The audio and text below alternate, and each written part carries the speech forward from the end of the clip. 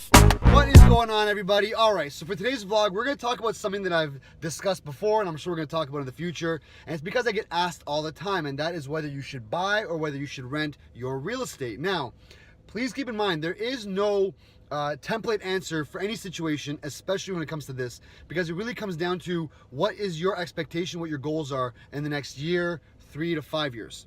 Okay, so you need to really sit down and ask yourself these questions and whether what you want out of it before you move forward. So obviously I'm a little biased. I'm a real estate agent. I truly believe in real estate ownership and all the benefits that come with it. However, we can't just ignore the fact that there are some cons with anything.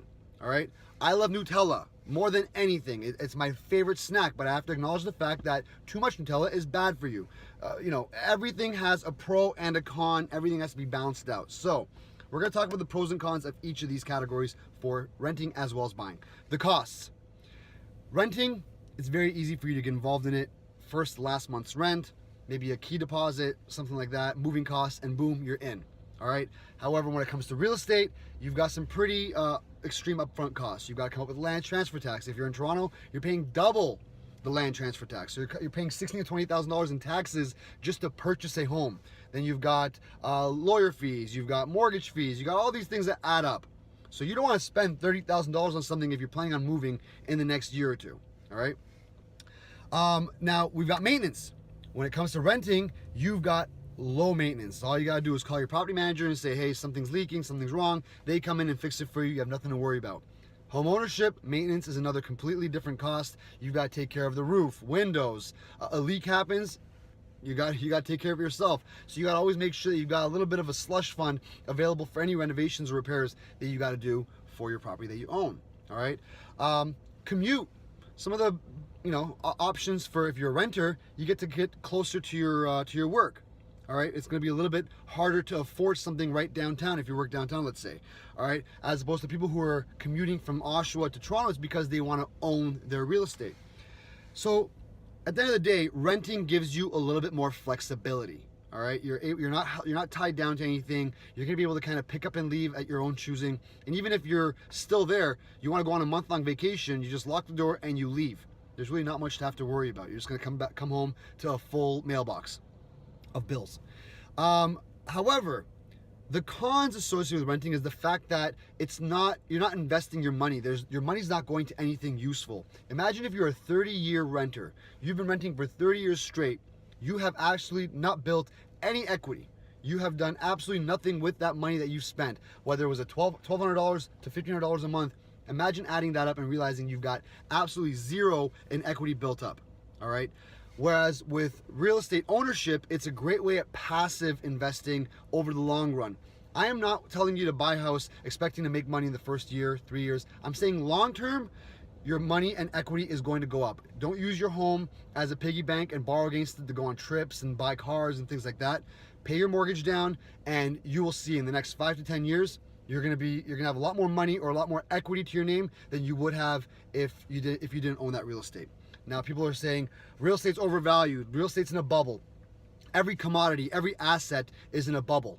All right, it's going to go through its cycle. So real estate goes through its ups, it drops after it pops, which is what we went through last year. However, you find a new bottom, which is what we're going through right now. And you're going to start noticing the slow appreciation, slowly but surely, over and over again.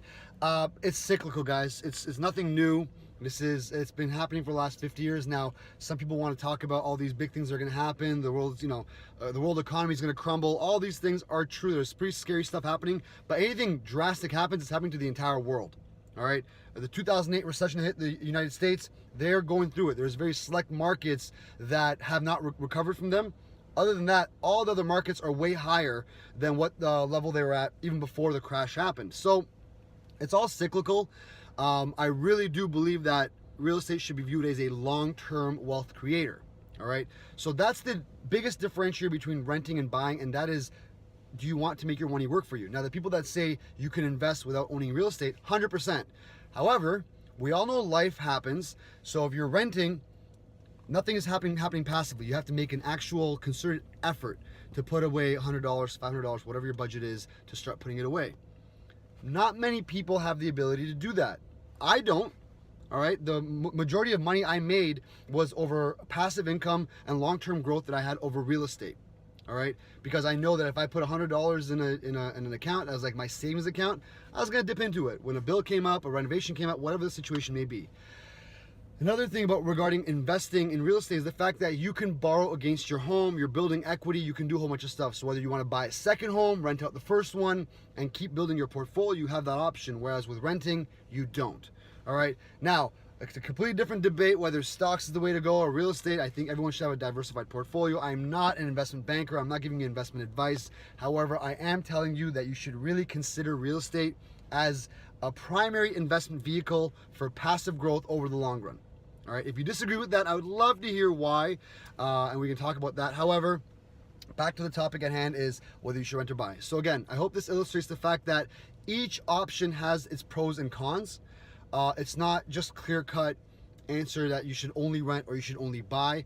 However, I do believe that you should make it a long-term goal, that if you're ever planning on being somewhere for more than 3 to 5 years, you should figure out a way to get home ownership. A large majority of people that actually rent do so because they don't believe they can own, okay? And that may be true because you have bad credit, you have a bunch of situations that's going on that's out of your control. I understand. However, even if you can't afford it right now or you don't have the credit to do it, you should always meet with a mortgage rep or a mortgage broker and talk to them so they can give you a roadmap as to what steps you can take to eventually own a home, all right? If you have any questions, please never hesitate to reach out. Jacob at SoldByJacob.com. Facebook and Instagram is both SoldByJacob. And as always, thank you so much for watching. All right, have a good one, guys.